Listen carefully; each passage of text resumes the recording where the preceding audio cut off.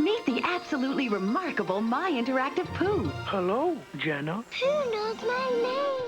What is there to say about Winnie the Pooh? A popular series of short stories written by British author A.A. Milne that was first published in 1926 that has since then expanded into one of the largest multimedia franchises in the world. You'd be hard-pressed to find someone who wasn't raised on the fun and sometimes traumatizing adventures of these characters. With a vast array of films, TV series, specials, video games, theme park attractions, and everything else under the sun, these characters have cemented themselves as cornerstones in pop culture that are destined to live on forever. One of the main reasons the characters have endured for so long is due to their wide generational appeal. While as we get older, many of our favourite characters from childhood no longer have the same effect, that simply doesn't happen with Winnie the Pooh. No matter what your age, the charm of this band of stuffed animals remains impossible to resist. Part of that stems from the franchise's focus on what I can only describe as a sense of innocent maturity.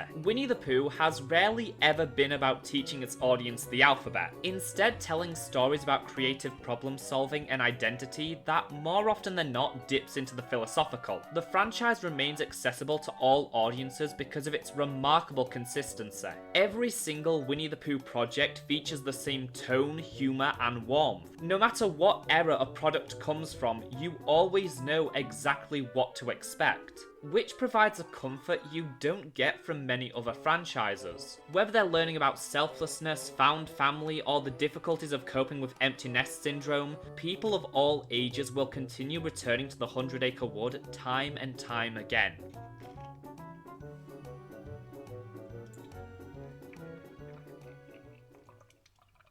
Hiya folks, welcome to the show. My name's the Gliding Gladiator, but you can call me Jake, and it's my mission to infodump about everything Disney animation on the internet.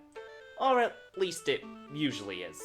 With Disney's iteration of Winnie the Pooh having spanned over 50 years, it's natural that everyone has had a different introduction to the chubby little cubby all stuffed with fluff.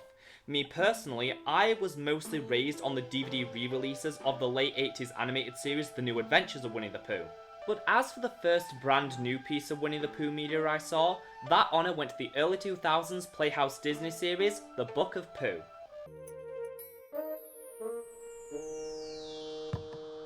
The Book of Pooh is an 11-minute television series that aired on Playhouse Disney from January 22nd, 2001 to November 29th, 2004, lasting 51 half-hour episodes. I'm not going to bother explaining the basic premise and setup because, it's Winnie the Pooh. Honey, bouncing garden, I think we all get the gist. It was the third televised series based on the characters, and bears a striking resemblance to the company's first attempt at adapting the world of the 100 Acre Wood for the small screen, 1983's Welcome to Pooh Corner, which was part of the Disney Channel's first ever slate of original programming. I could expand on the history and production of this show, but I don't want to subject myself to this any longer than I absolutely have to. The reason I'm bringing this up is because The Book of Pooh is very much a more modern and refined take on Welcome to Pooh Corner, with the main difference being swapping out the fursuits for high quality puppets that looked much closer to their animated counterparts and were less likely to scar children for life. The puppetry was handled by the company Shadow Projects, who a few years prior had created Bear in the Big Blue House in collaboration with the Jim Henson Company.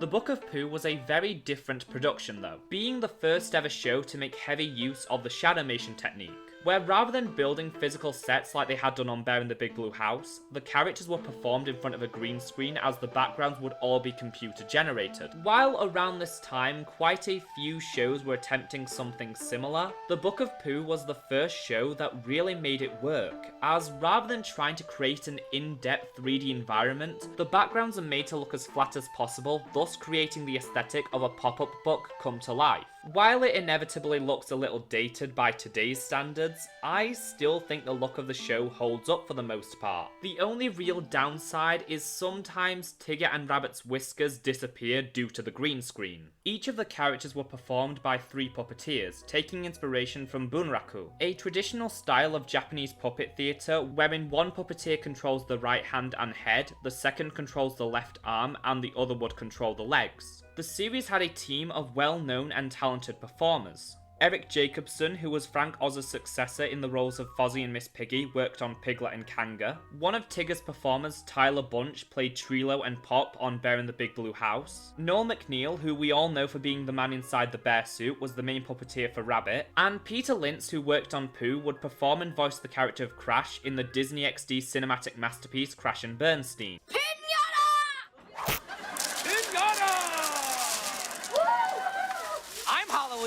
I'm gonna have to talk about this show someday, aren't I? But of course, the voices were all done by the usual suspects. Jim Cummings, John Fielder, Ken Sampson, Peter Cullen, the gang's all here. The only puppeteer who also provided the character's voice was Stephanie D'Abruzzo, who played Kessie and would later originate the role of Kate Monster in the Tony Award-winning musical Avenue Q. The only other notable cast members are Mr. Narrator, played by Roger L. Jackson, Christopher Robin, played by Paul Teisler, and his mom, played by Vicky Kenderis-Eibner. Each episode follows the basic structure where, following the intro, there'll be two stories the narrator reads from the Book of Pooh. And at the very end of the show is an extra segment where one of the characters and Mr. Narrator recap what they've learned across both stories. The character then says goodbye, which leads to the ending theme. And now that we've gotten all that context and production history out the way, we can start talking about some episodes. Since I'm still recovering from my recent binge of the Teacher's Pet franchise, I'm not exactly in the mood to discuss all 95 plus stories from the show, but even if I wanted to, I couldn't.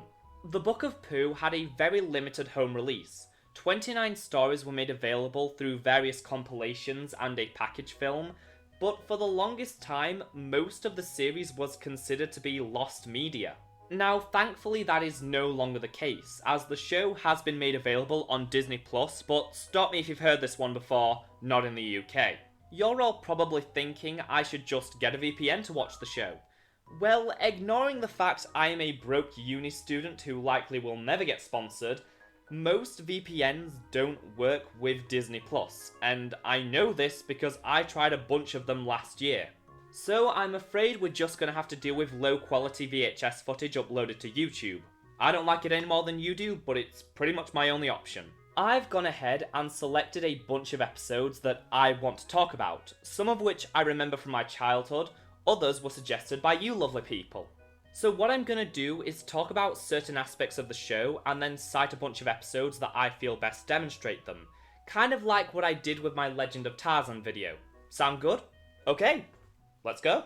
The first thing you'll notice while watching the show is how much they make use of the narrator. Some of the most memorable parts of the early Disney productions were when the characters would acknowledge they were in a book, climbing across the words, jumping between pages, and constantly talking to the narrator. However, over time, this aspect of the franchise started to drift to the wayside, as many Winnie the Pooh productions would either not have a narrator or would only feature them at the beginning and end of a story, and would have substantially less of the characters breaking the fourth wall to address him. This was sort of the one thing holding the New Adventures of Winnie the Pooh back from being the quintessential piece of Winnie the Pooh media. From the 90s and early 2000s, it seemed entirely random if a new movie or special would feature the narrator at all. So this series was very much a return to form. Since the show is literally called The Book of Pooh, you constantly see visual gags and jokes about the fact that they're in a book. Things like having the characters walk to the next page or make small talk with the narrator add so much extra charm to the show. In that way, it's one of the most faithful adaptations of the early Disney featurettes, since it doesn't just use the narrator for exposition.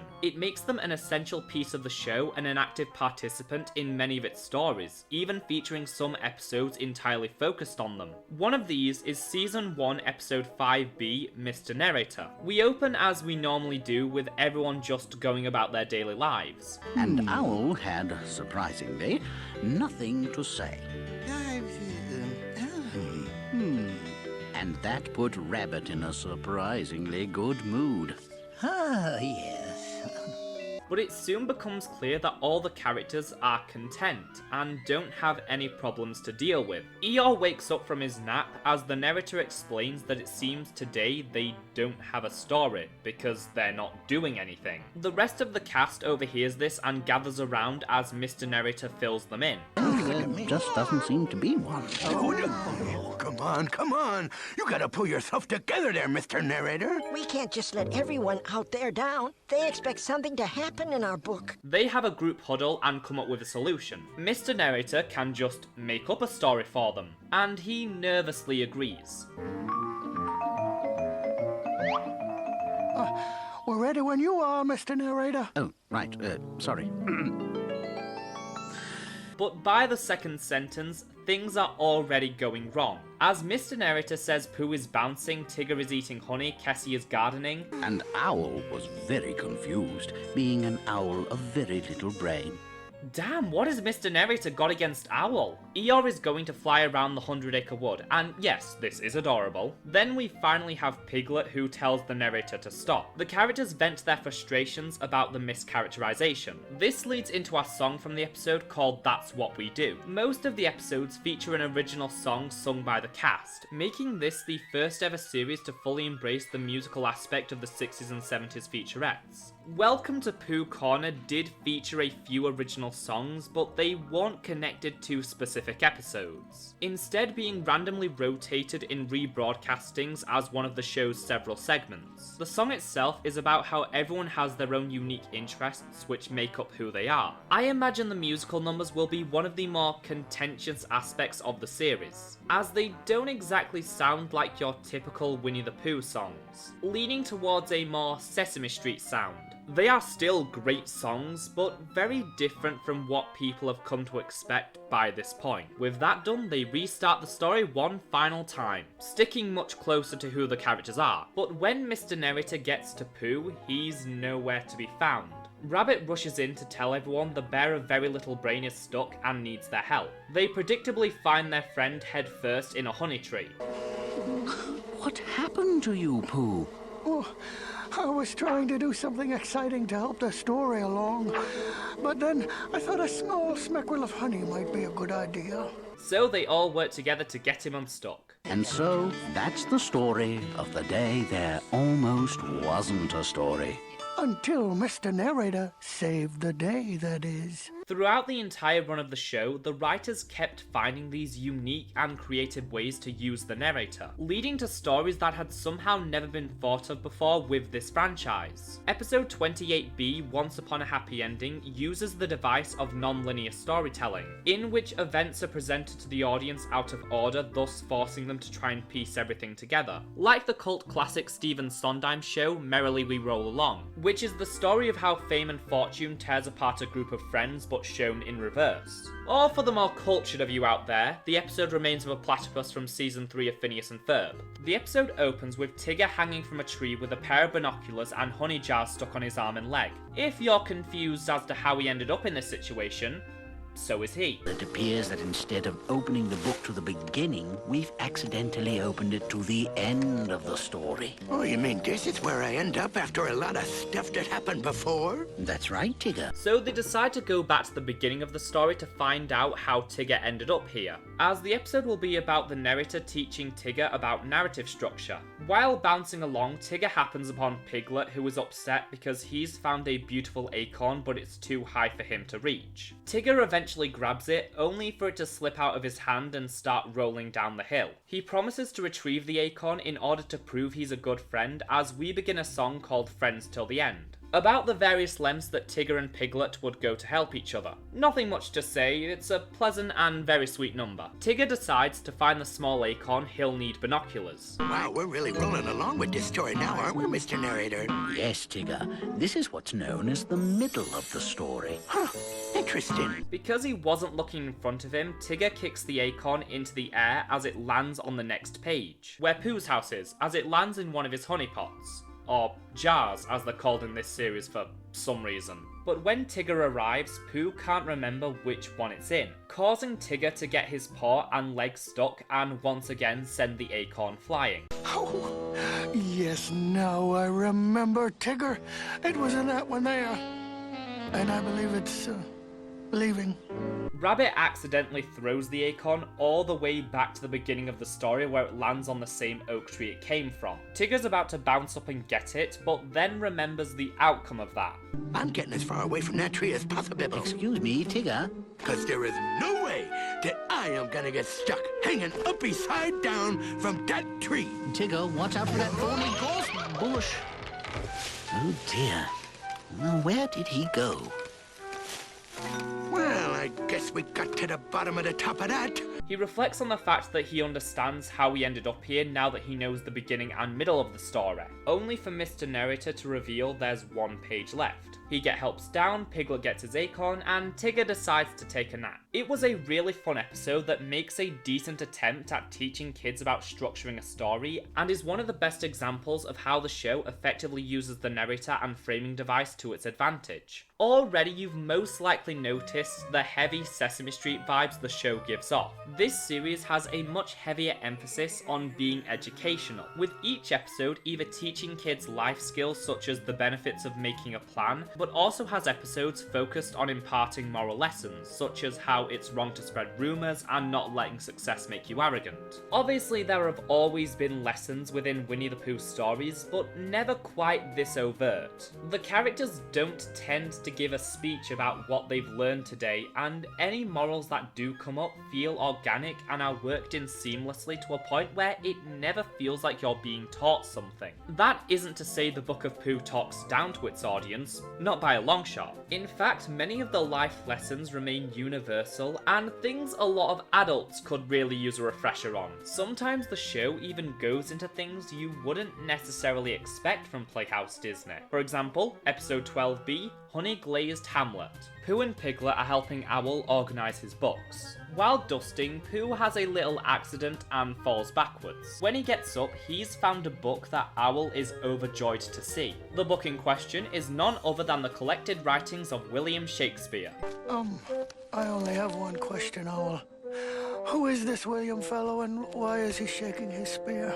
They knew exactly what they were doing with that line. Owl starts info dumping about William Shakespeare, reading the famous All the World's a Stage monologue from the play As You Like It, though stopping after the first few lines. I imagine Disney weren't too keen on a resident of the 100-acre wood talking about a man's youthful hose. The trio head outside so Owl can read them some more, which is done for a montage, likely skipping over all the beheadings, misogyny, and baking people into pies. To be or not to be, that is the question. You know, I've often wondered that myself, Piglet. When he finishes, Owl is a little sad, being reminded of his youth as an actor, as he explains he's simply experiencing nostalgia before making his exit. Pooh and Piglet are worried as nostalgia sounds like a terrible disease. They have no idea. They go see Rabbit and Tigger as the friends look it up in the dictionary. But everyone still believes it's an illness, so Rabbit sets them straight. No. Don't you see? It's not a disease. It's only a feeling. Owl is remembering what things used to be like for him. And, well, I suppose he misses it a little. That's what nostalgia is. They decide a way to make Owl feel better will be to put on a play. They request Owl's presence at the Globe Theatre. The gang are getting ready as they sing the song The Play's the Thing, another reference to one of Shakespeare's famous speeches. The play begins as Rabbit has just combined every single iconic Shakespearean text into a single performance, although they do make the all too common mistake. Piglet! Piglet! Wherefore art thou, Piglet? Over here, Pooh. Just so y'all know, Wherefore art thou, Romeo isn't a question of Juliet asking where Romeo is. It's her lamenting about the fact she's fallen in love with her family's sworn enemy. A direct modern translation would be along the lines of, why are you called Romeo?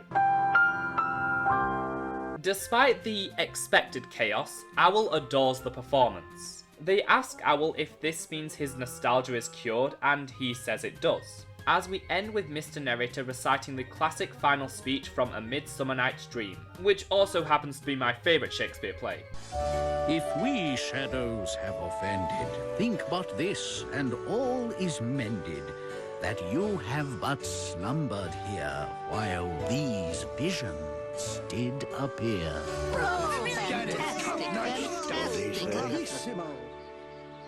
What a joy of an episode! Having well over a decade of experience reading and performing Shakespeare, I was genuinely impressed how many clever references they packed into such a short runtime. The works of William Shakespeare isn't exactly something you'd expect to be discussed on a show with such a young target demographic, but they really made it work. And even outside of that was another heartwarming story about everyone trying to cheer Owl up. It's all around a great time. But this isn't the only episode that tackles some classic written works, as that can also be found in episode 16A, Don Quixote. Once again, we begin in Owl's house as he's reading Don Quixote, a Spanish story published in 1605 and is widely considered to be the first modern novel. The actual story, in as briefly as I could possibly put it, revolves around a man named Alonso Quijano, who enjoys reading stories about heroic knights and starts living this delusional fantasy that he is one. And from there, it just gets more and more convoluted to the point where it baffles me how the bear of very little brain is following along. But they wrap things up for the day as Owl promises to finish reading the story tomorrow. Pooh sits at his thinking spot waiting for tomorrow as Piglet approaches. When I really like a story, sometimes I imagine myself as one of the characters having all sorts of amazing adventures. Really? What a wonderful idea. Come, Squire. Squire?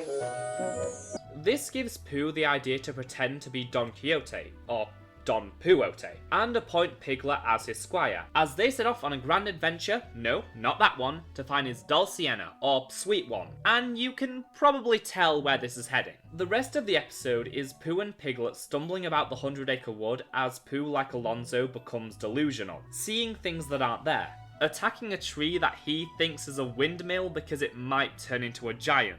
We get a song called That Sweet Thing You Are Seeking about never giving up when chasing after something you want. And is it just me, or does this sound eerily similar to maybe This Time from the musical Cabaret? Walk on with your small faithful friend. Walk on even though you may stumble.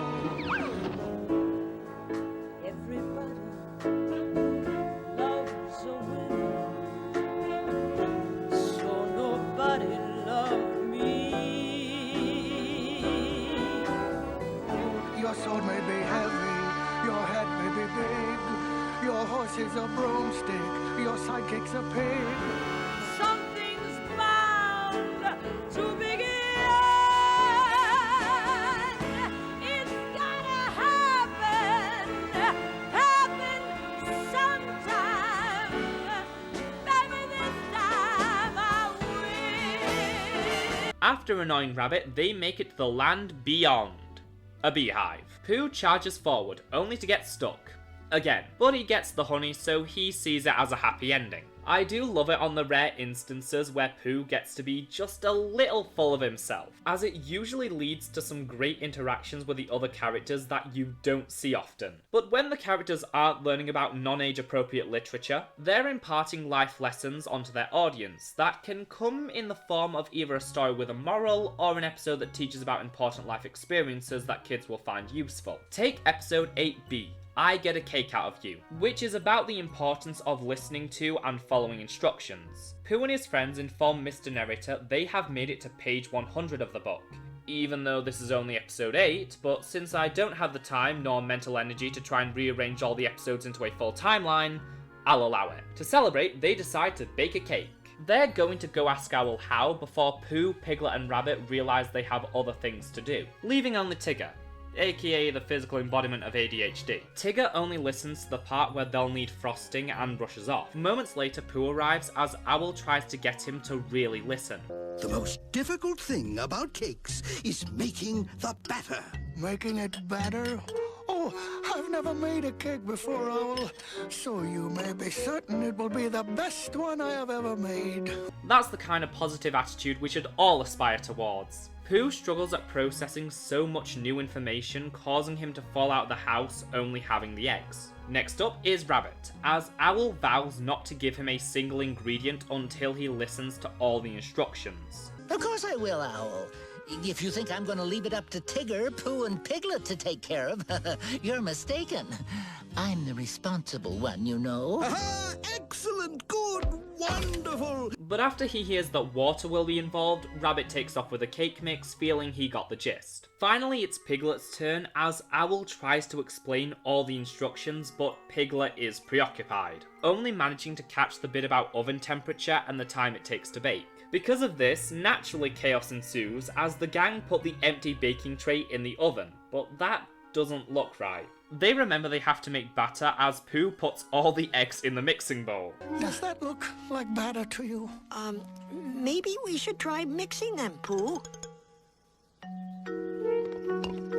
Oh dear, this isn't working. They all start arguing and realise they aren't getting anywhere. Piglet concludes that each of them got a little bit of information from Owl, so if they all work together and share what they know, they could still salvage this. Thus, they sing a song while baking the cake. So, after all that, they finally have their special page 100 cake. Well, I certainly don't like being the one with bad news, but, Well, then Go don't ahead, say it. Piglet. well, we aren't on page 100 anymore. Oh dear, he's right. We certainly are, do Piglet. now?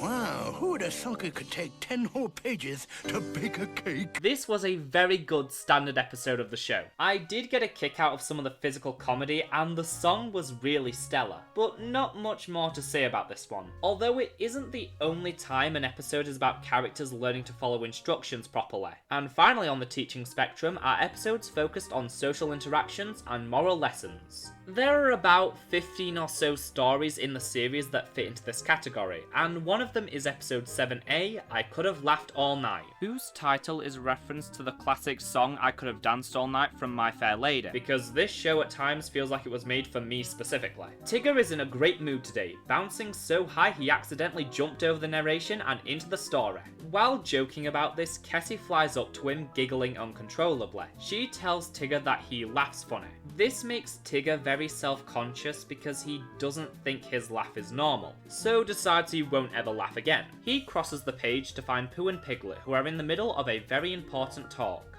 You know, Piglet, if bees were as big as heffalumps, they would probably make a great deal of honey.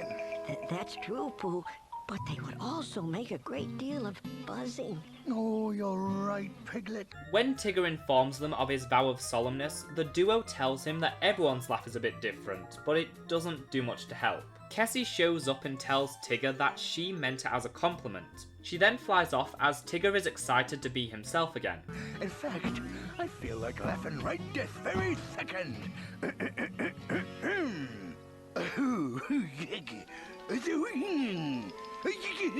So Tigger thinks he's lost his laugh as Pooh suggests that perhaps it simply fell asleep and has an idea. Maybe this will make your chuckle wake up'll. Pooh rounds up everyone so they can tell Tigger jokes in the hopes of waking up his laugh. Cue the song! Show me the funny! The song is called Isn't That Funny, but according to Tigger, none of it is. Rabbit wants to cut their losses, but Pooh says they'll keep going, accidentally bringing down the stage, which Tigger finds hilarious as he says he's got his laugh back. Tigger bounces happily through the woods, having learned to love what makes him so different. And it's a good thing this episode featured Kessie so heavily, as this series marks her final major appearance in the Winnie the Pooh franchise. Kessie was an original character created for the 4th episode of The New Adventures of Winnie the Pooh, Find Her, Keep Her, in which Rabbit rescues a baby bird named Kessie and soon finds himself growing incredibly attached, asserting himself as a parental figure. But as Kessie grows older, Rabbit becomes overprotective and overbearing out of fear she'll eventually leave him. Despite his best efforts, she learns how to fly and both of them have to accept the inevitable, leading to some of the most devastating moments ever put on television. The episode ends with the two parting ways as Kessie flies south for the winter. For the longest time, I thought Rabbit didn't like her. You know, Piglet, sometimes people care too much. I think it's called love. Oh, you think we should tell Rabbit? Don't worry. I believe he already knows.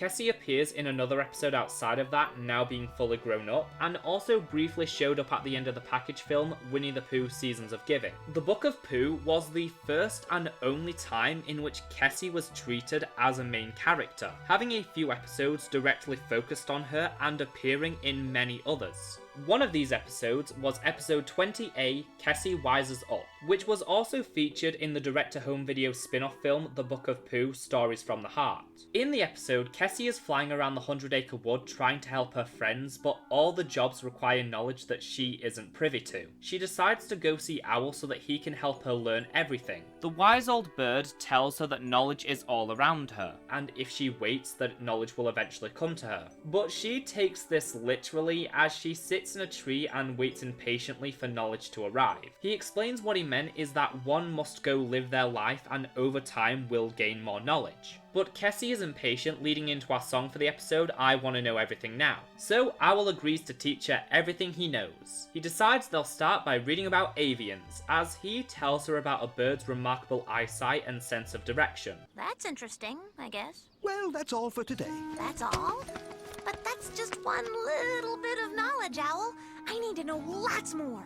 I think you'll find a little knowledge goes a long way, Kessie. Owl tells Kessie to go for a walk through the woods, as Pooh, Piglet and Tigger decide to tag along. But later on, as they're getting ready to head back, they arrive at a fork in the road, not knowing which path leads home. What we need is somebody with a good sense of direction. Or somebody who could somehow see very far down these paths so that we could find out which one has home at the other end of it. So Kessie takes to the sky and uses the little bit of knowledge she received from Owl to guide her friends home, where they run into Owl, who congratulates her. But I still have so much to learn. Well, what's wrong with knowing what you know now, and not knowing what you don't know now until later? As mentioned, there are quite a handful of other Kessie-centric episodes during the show's run, and they're all of a similar quality, generally focusing on her dealing with some kind of insecurity and wanting to help people. She is the least prominent of the main cast, but it will always be cool that they not only decided to bring her back in this series, but give her a decently sized role. It's just a shame that this was her last ever appearance. But getting back to the series as a whole, how does it deal with the more fantastical elements? With Winnie the Pooh, most of the time, being about a child's imagination, it is to be expected that that would come up often as a main theme in stories over the years. While there have been some cases where the franchise has taken a break from the usual setting and dynamics to indulge in the characters' fantasies, the most famous example being The Good, the Bad and the Tigger, another episode from the New Adventures of Winnie the Pooh. The Book of Pooh very much follows this trend, as we've already seen in episodes like Don Quixote. But one of my favourite instances in which the characters played pretend is episode 48A, The Case of the Disappeared Donkey. Tigger is reading a story about his favourite detective, Stripey McSnarl, who he idolises. Rabbit stops by and asks if he's seen Eeyore, as the donkey borrowed his picnic basket and he wants it back. How long has your Moby Guy been missing? I didn't say he was missing. I merely thought you might have seen him. All right now, Floppy Toes, calm down, calm down. I can see you're upset and confused. I don't know what you're talking about. See what I mean? Tigger decides this is a case for Stripey McSnarl, which means cue the grayscale filter and smooth jazz because we have a noir episode on our hands. Tigger begins a story with his band called Stripey McSnarl Always Gets His Man. And just the images of these characters wearing shades and playing instruments cracks me up. Also the fact their band is called the Beatless. Back in colour, Tigger searches the 100-acre wood for clues and tries interrogating Pooh, and once again this scene is flawless. Non-stop comedy perfection. Oh, so you want to play games, do you? Well, I suppose I could play some games. Pooh Sticks is very nice. Oh, and so is croquet. He was playing dumb, and he was good at it. Eventually, Tigger asks Pooh if he has seen Eeyore, and he says he saw him in the morning in the meadow with a basket full of bread. The bear knew something after all. Tigger, who are you talking to? Nobody. I told him I wasn't talking to nobody, or anybody. You get the idea. I'm rather confused. You and everybody else. So Tigger goes to the meadow and finds Owl doing some exercise. The bird tells McSnarl he saw Eeyore by the footbridge talking to Piglet, giving Tigger a new lead in the case. He finds Piglet, and I just love how everyone is so nonchalant and instantly accepts that Tigger is a detective now. Hello, Tigger. The name's McSnarl. Stripey McSnarl. Oh, okay. Piglet says that Eeyore borrowed some jelly from him and then started heading towards Tigger's house. He returns home to find Eeyore. Don't you remember? We were supposed to have lunch together. Lunch, eh? I suppose you're gonna tell me that's what you were doing with a basket full of bread. Yeah? And peanut butter? Yup. And the jelly? I suppose that was for lunch, too. That's right. I was gonna make sandwiches. Sandwiches, of course. How could I have missed it? With the case closed, Tigger drops the act as we close out the story. This was easily my favourite episode of the show when I was younger, and the one I still had the most vivid memories of. I adore every single moment of Tigger trying to interrogate his friends, only for them to continue being their polite and oblivious selves. Another one who liked to play games. Who are you talking to, Tigger? Wouldn't you like to know?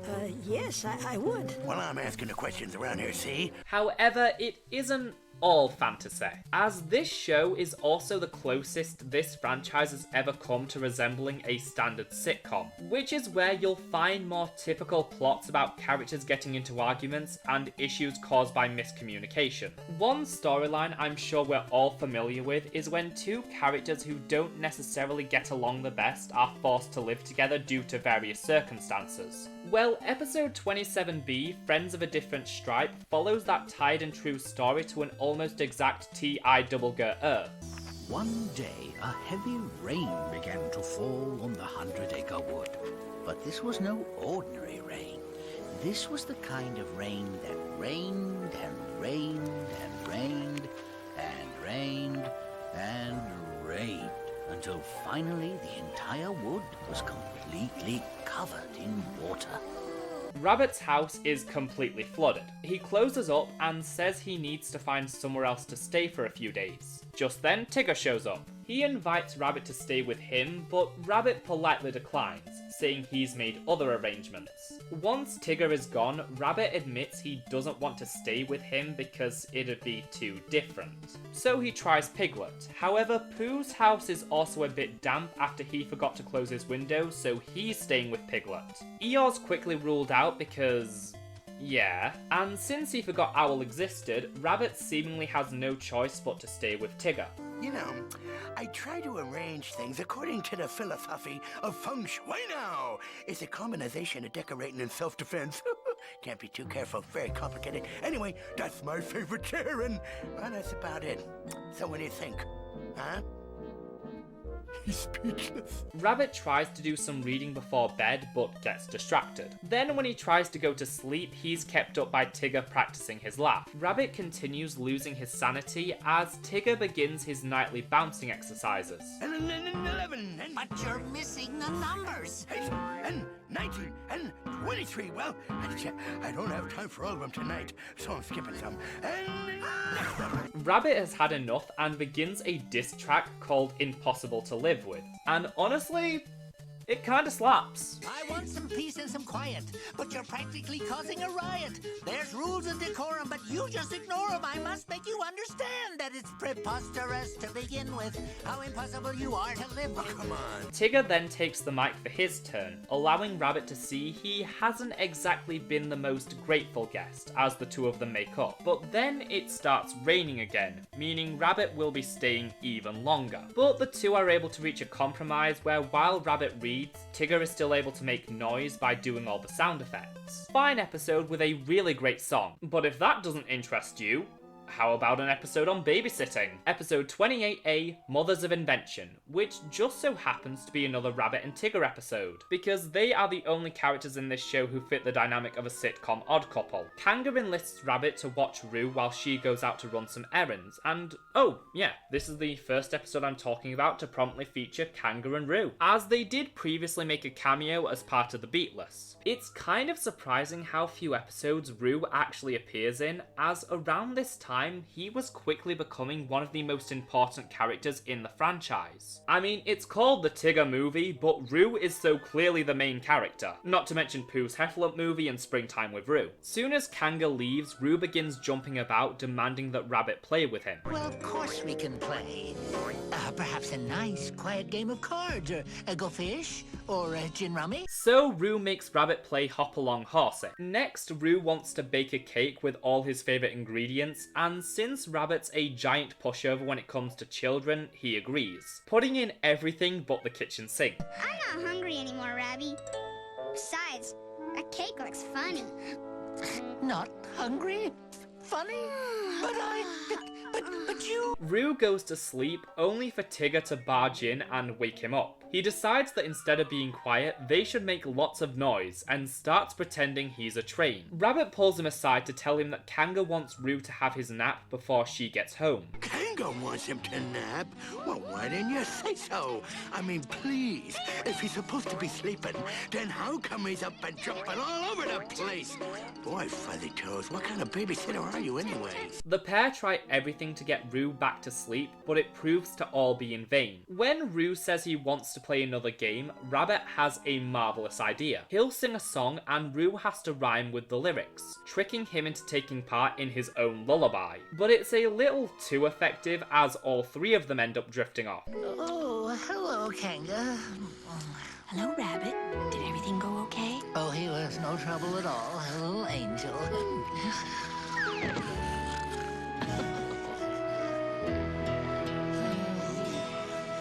While this trend towards more standard storylines you see in most shows does slightly take away some of the usual whimsy that makes this franchise so distinct, there is still plenty here reminiscent of classic Winnie the Pooh, as many stories are about everyone misunderstanding or taking something too literally to a point where they fear it's the end of the world, because these characters are always at their most entertaining whenever they're freaking out over the smallest things. And this so happens to perfectly describe easily the most well-known episode of the series, and perhaps the most infamous piece of Winnie the Pooh media for its meme status, episode 21B, Brain Drain. Pooh, Piglet, Tigger, Rabbit, Owl are all having yet another important talk in Pooh's thinking spot. Eeyore walks up to them with something to say, only to forget what it was. Owl takes off, telling Eeyore that he hopes he doesn't have a brain drain. Immediately everyone starts freaking out, fearing if they don't do something, Eeyore will forget everything. What about your favorite color? I know that one. Yellow. Wrong. It's orange with black stripes. But that's your favorite color, Tigger. And Eeyore didn't remember. Brain drain. I really am tempted to just play the entire episode because so many of these lines had me gasping for air. There, we plugged the leak at its source. What? I said we plugged the leak at its source. Oh, my, he can't remember how to hear. It's getting worse. So they put Eeyore on a treadmill to try and jog his memory. Kessie stops by as the gang's next big idea is to turn Eeyore into an elephant, because elephants never forget. No more peanuts. I remember. I don't like peanuts. Well, that helped a little. Oh, but not enough.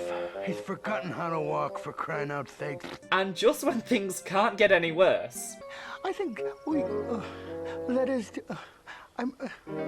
oh bother, I forgot what it was. Gaspity gasp squared.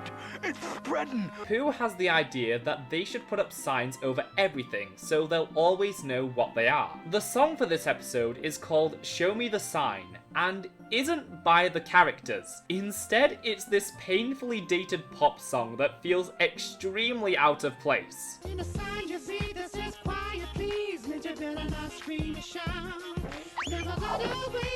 It has no business being here whatsoever and is so out of left field and strange you can't help but love it. So they put a sign over everything and everyone in the 100 Acre Wood, meaning we should be good, right? But I just thought of something. what if we forget to look at the sign? Forget to look? They all start saying how much they'll miss each other when they forget, when suddenly Eeyore notices the string tied to his leg and remembers what he forgot. He was supposed to remind Rabbit to pick his strawberries today. This starts a chain reaction of everyone remembering stuff as they conclude they don't have brain drain. This episode is a masterpiece. Every single line of dialogue is just perfect. And the strange montage was the bow on top.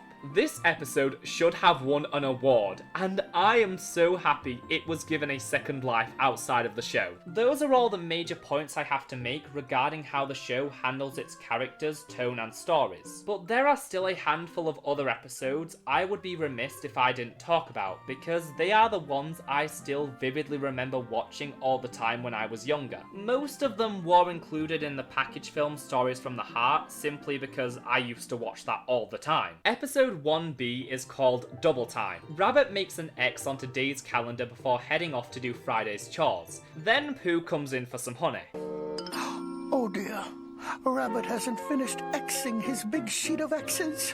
I will help him. There.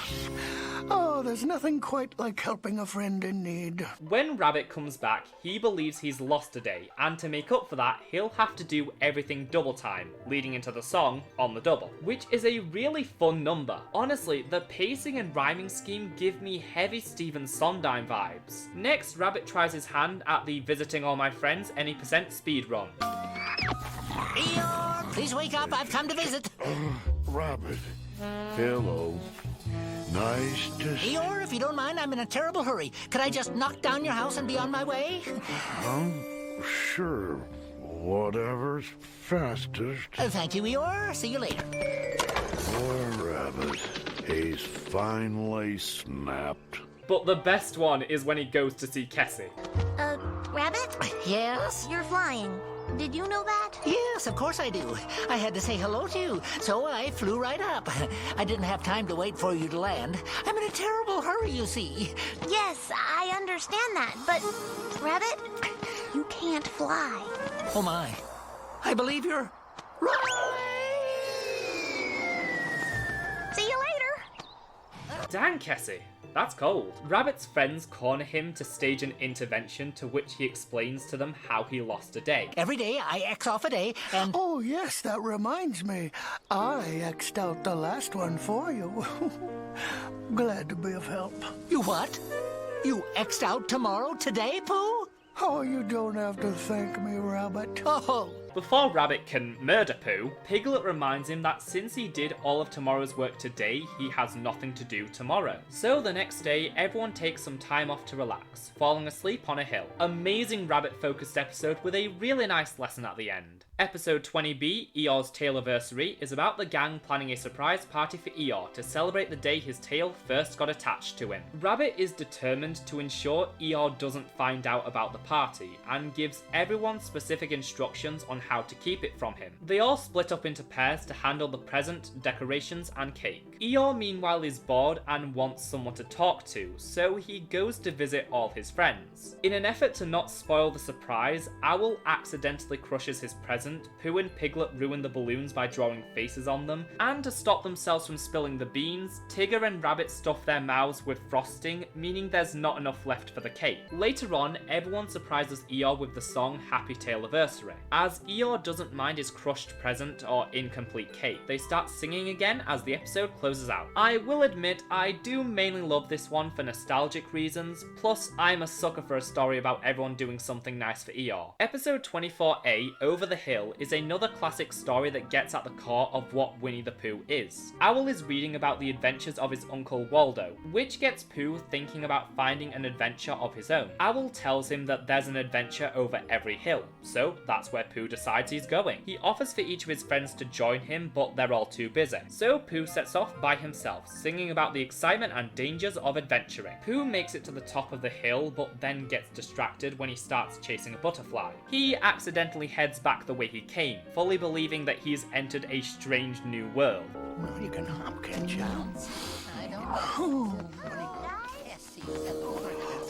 Look, over there. The inhabitants of this strange and beautiful land. It's so much higher. I think they look a little familiar. Dynamics. And he's easily able to convince his friends that he's a different Pooh Bear from the other side of the hill. When Pooh starts craving honey, the strangers from the other side of the hill decide their friend Pooh wouldn't mind if Pooh had some of his honey, only for them all to run into Piglet, who is very much confused. Well, I am Pooh, your friend, Piglet. But what are you doing over here? I'm all the way on the other side of the hill. You travel very fast for such a very small animal. Pooh tells them of his adventure up the hill and his daring chase with a butterfly. Owl puts it all together and tells him what happened. Even though Pooh didn't make it to the other side of the hill, he still considers this a great adventure because he got to meet each of his friends all over again. Aww. Another one of my personal favourites is episode 26B, Night of the Waking Tigger. It's late at night in the 100-acre wood, but Tigger has decided not to go to sleep, as he believes he's missing out on all the stuff his friends are up to while he's in bed. Mr. Narrator falls asleep as Tigger wakes up Rabbit, who tells him to go to sleep, but he won't hear it. So they head over to Piglet's to see if he can help. The very small animal suggests they try a bedtime story, but that doesn't work, as Piglet and Rabbit start to consider more permanent methods of putting Tigger to sleep. So, as a last resort, the trio head on over to Pooh's house. Tigger reveals the only thing that'll make him relax is a lullaby. So that's just what everyone does. As you expect, the song starts out very soft and peaceful, but then... Dream of leafy vegetables in neat and tidy rows. Dream of crushing woozles with your great big stripy toes. Dream of eating honey and drinking honey too.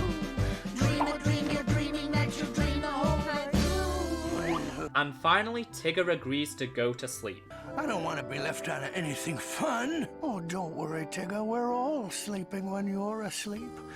Nothing happens. Just a bit of snoring. Oh, well. Why didn't you just say that in the beginning, Rabbit? Well, good night, I suppose. Why didn't I? But I can't. Oh.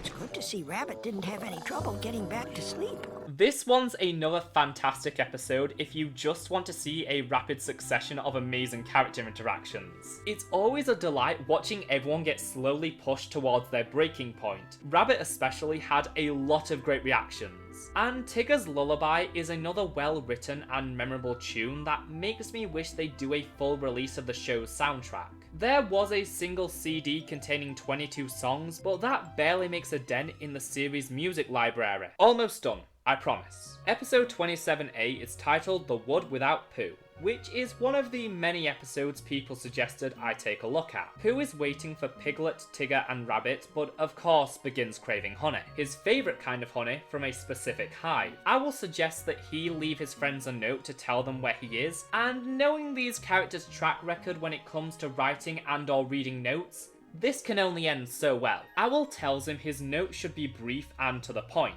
How about gone for good, honey? Good show, Pooh Bear. That's more like it. Owl takes off as Pooh decides to leave the note on his table. And 3, 2, 1... No bother. I seem to have spilled. Oh dear. I seem to have smudged one of the words from my note. I do hope it still makes sense. Oh well. I'll take care of this. There. Pooh Bear, sweetie, Mr. Sanders, you know I love you. But why? Of course, everyone finds the note and thinks Pooh has hit the road. They all sit down and start thinking about what their lives will be like without Pooh. Rabbit imagines having all the honey to himself, and with Pooh out the picture, it becomes the Book of Tigger. But they're snapped out of it by Piglet's grief as he leaves to sing a song about how life won't be the same without his best friend. We have yet to address Piglet's singing voice, as it isn't John Fielder. Instead, his pipes are brought to us by the lovely Jeff Bennett. Who's that handsome guy? Hello, 911 emergency. There's a handsome guy in my house. Oh, wait a second, cancel that. It's only me. And it's a little noticeable. Pooh's my very best friend. What will I do without him? guess I could still watch the clouds roll by. Eventually, Tigger and Rabbit also realised life without Pooh would be incomplete. So the trio decide to go find him and bring him home. If we're going to find Pooh, the first thing we must do is form a search party. A search party for what, Rabbit? Is it someone's birthday? Please, not now, Pooh Bear. We're busy planning a search party for Pooh Bear. Pooh explains the misunderstanding, and what's this, like the 12th time Rabbit has considered murder? That was a mostly standard episode that's notable for being one of the few times the show has attempted to get somewhat emotional. I doubt it's one I'll be returning to often, but I still enjoyed my time with it. And our last stop before we wrap up is episode 40, The Book of Boo, a Halloween special. This is one of 2 episodes of the series to feature a single 20-minute story. The other was episode 50, The Wishing Tree, which was a Christmas special. However, since I was unable to track that one down, I wasn't able to talk about it. The Book of Boo opens with everyone gathered at Owl's as he reads them a spooky story, a Hallows Eve tradition for the cast. The story is called The Goose Who Hated Halloween, which is about a goose who hates Halloween, so a bunch of ghosts scare her. But Eeyore is not impressed. Don't you think ghosts are scary, Eeyore? Ghosts, goblins, gargoyles, ghouls. Bunch of words that start with G as far as I can tell. Eeyore isn't that big a fan of the spooky season, but individual thought is outlawed here as Rabbit goes to try and peer pressure him into liking Halloween. I guess the whole Halloween thing just kinda gets me... Down? Well, of course you're down. Look at where you live. It's a swamp, for goodness sake. Meanwhile, Piglet is trying to find a scary costume so that he can win the contest at Kanga's Halloween party and enlists the help of Tigger. I think you might be just a little too little and pink and friendly to be truly terrifying. Well, maybe you'll think differently when you see this. Oh, wow, what is that? I mean, I'm so... Oh, I'm scared. Probably. Tigger leaves as Piglet sings the first song of the episode, I Wish I Was Scary, as he continues searching for the perfect costume in the hopes of scaring his friends. Outside, Eeyore has moved his house to a more happier part of the wood, only for Owl to crash into it. Turns out his house is directly on the pathway to Kanga's house, meaning he'll have to move someplace else. Are you sure this costume is me, Tigger? Oh no. Oh, what do you mean, Pooh? You're perfect. And besides, I couldn't really be the big bad Wolfie without somebody being Little Red Riding Hood, right? I mean, it's bad enough Rabbit wouldn't be Grandma. Tigger thinks Eeyore is going as the 3 little pigs and thus blows his house down. As you do. No matter where Eeyore moves his house, he ends up getting bothered, so he decides he's going to relocate to the Scary Woods. And I was not expecting this show, of any show, to do a freaking jump scare. After all, what could possibly scare him? Eeyore gets a solo called Nothing Much Scares Me, about how none of the stuff that freaks everyone out really bothers him, so long as no one is around to knock down his house. He goes to sleep as we check in on how the party at Kanga's house is going. Piglet has decided to come dressed as a mountain, but he's still not scary. Everyone starts to question the whereabouts of Eeyore as Rabbit confesses. They're worried that ghosts will come and scare him just like in Owl story, so they all head off to save him. However, Piglet soon falls behind everyone and is left alone. Soon he trips and falls into the spooky woods as his costume is now covered in moss and leaves. Not that I'm scared, but I am getting a little concerned. Never heard my name with nobody around before. Eeyore bumps into Piglet, causing the donkey to faint. When he comes to, he finds the whole thing hilarious, now understanding the point of Halloween. Tigger suggests that Piglet should win the scariest costume contest for spooking Eeyore half to death. And we end with the song The 100 Acre Halloween, sung by the entire cast. In the epilogue, Eeyore is trying on a Halloween costume for next year. He is thinking of going as a bed. Any idea where I could get my hooves on a headboard? I'll think about it, Eeyore. Thanks a lot. This was a wonderful Halloween themed episode, especially during those last few scenes where it felt like the crew were taking advantage of the inherent uncanny aspect of the puppets to create something legitimately spooky. The songs were all great, and I do appreciate a show that skews this young teaching a message about how being a little scared can be fun. And with that, the final episode we have to talk about today is the series finale to the Book of Pooh, episode 51B, Paging Piglet, which, while it's obviously not going to be this huge satisfying conclusion that includes every character and ties up all the non-existent loose threads, they were able to throw a few things into this one that in my opinion makes it a serviceable ending to the show. In the episode, Piglet gets blown away on a particularly blustery day and Pooh goes looking for him. As no one is able to notice Piglet flying above them and screaming for help, Pooh eventually visits Kanga, and this scene is another of pure comedic gold. Tied to a kite, And how did that happen? I'm not exactly sure. I think it happened when I tied him to a kite. Oh, yes. Mr. Narrator suggests that on a windy day like this, Piglet could have blown to anywhere in the book, even to another story. So Pooh searches the entire book, wandering through some previous episodes, including Double Time, I Could Have Laughed All Night, and Eeyore's Tale-iversary, which is some fun bits of continuity, but still Pooh can't find Piglet anywhere. So Mr. Narrator suggests that they look in the other parts of the book. Thus, Pooh grabs some balloons and flies out of the page as he and Mr. Narrator sing about the various parts of a book, such as the colour and spine, in a song called Lost in a Book. During the song, they continue flipping through various stories and referencing just a ton of episodes. The number ends as Pooh lands on the table of contents, still worried about how he's going to find Piglet. The table? Will we be stopping for, lunch? Oh, no, Pooh. The table of contents is a list of all the chapters in the book and where you can find them. Here is chapter 7, entitled In Which Pooh Finally Finds Piglet and the Kite. Oh, that's wonderful. So they go to page 72, in which Pooh finds Piglet and the kite. But they're stuck in a tree because that's the main source of conflict in the show. He's about to get Piglet down as the story ends. And the final concluding segment features Pooh chasing a butterfly, which is a fun parallel to when we were first introduced to the Disney version of this character all those years ago. After reflecting on today's lessons, Pooh says goodbye to Mr. Narrator before running after the butterfly, as the ending theme plays out for the final time. And like the goodbye song from Bear in the Big Blue House, the overwhelming nostalgia and bittersweetness of the show's credits song Goodbye for Now is enough to reduce anyone to tears. I miss Playhouse Disney. We'll meet again when you all come into the Book of Pooh.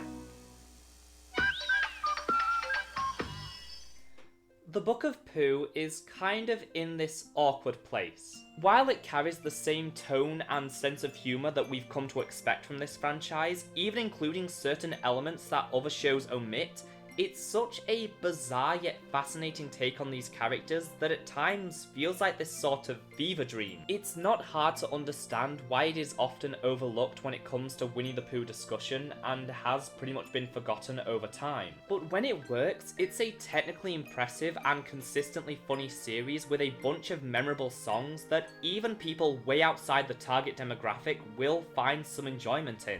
It deserves to be remembered more than for just that one episode that somehow became a meme. And who knows, maybe someday Disney Plus UK will be slightly less of an embarrassment and I'll be able to watch the whole show again. Probably not, but hey, a guy can dream. If you happen to be new around here, feel free to subscribe and comment down below as it helps me out a whole lot. Also, liking the video wouldn't hurt either. And as always, a huge massive thank you to the wonderful, beautiful souls Caleb Abington, The Wacky Deli, Juan C and Jason S for supporting me over on Patreon. If you want to support the future of this channel and me as a creator, you can do so by heading over and becoming a member of my Patreon, which will be linked in the description and comments down below. But of course, it's entirely optional and I greatly appreciate every single person who watches and enjoys my content. Thanks so much for watching folks, and I'll see ya real soon.